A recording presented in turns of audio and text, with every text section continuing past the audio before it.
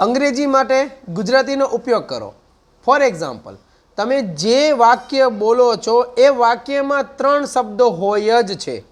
એક કર્તા હોય, બીજું ક્રિયાપદ હોય અને ત્રીજું કર્મ હોય. સાંભળજો ફરીથી, કર્તા હોય, ક્રિયાપદ હોય અને કર્મ હોય છે.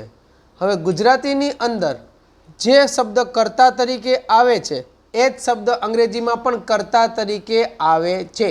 મતલબ પહેલા સ્થાન ઉપર જે શબ્દ ગુજરાતી વાક્યમાં હોય એ જ શબ્દ અંગ્રેજીમાં પહેલા સ્થાન ઉપર રહે છે.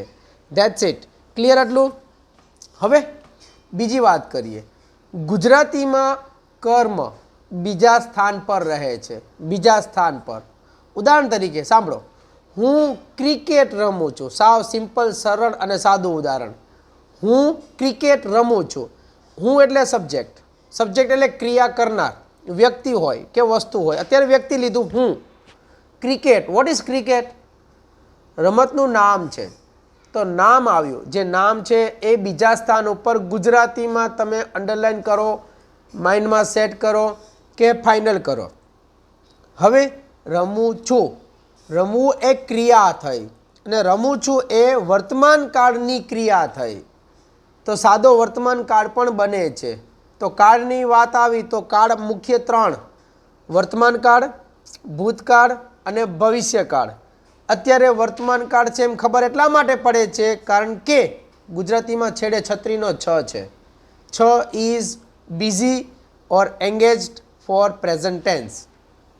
તો છત્રીનો છ અને રમવું એ ક્રિયા સાથે વર્તમાન કાળ સેટ કરીએ તો ગુજરાતીમાં કંઈક આવી સેટઅપ થઈ. હું એટલે કર્તા, ક્રિકેટ એટલે કર્મ, રમું છું એ ક્રિયાપદ. રમું છું એ ક્રિયાપદ. હવે ગુજરાતીમાં જે છેડે હોય ને એ ક્રિયાપદ અંગ્રેજીમાં બીજા સ્થાન ઉપર આવે. ચોકડી ગુણાકાર કરો.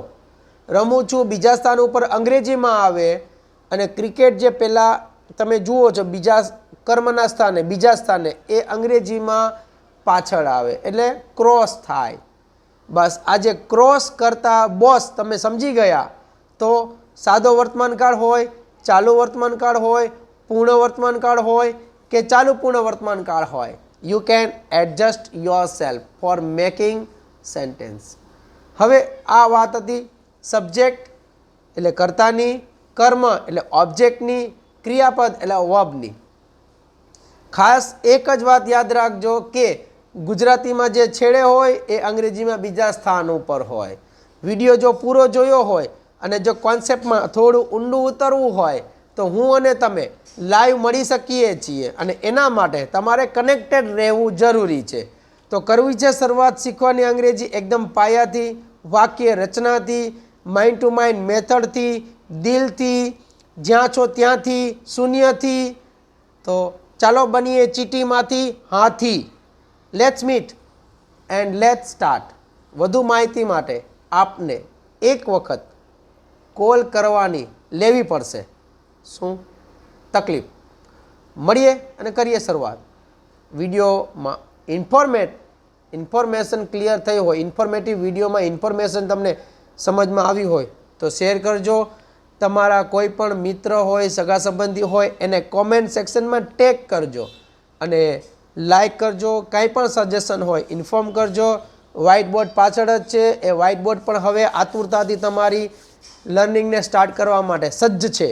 તો ચાલો મળીએ જલ્દી. Thank you. જય હિન્દ.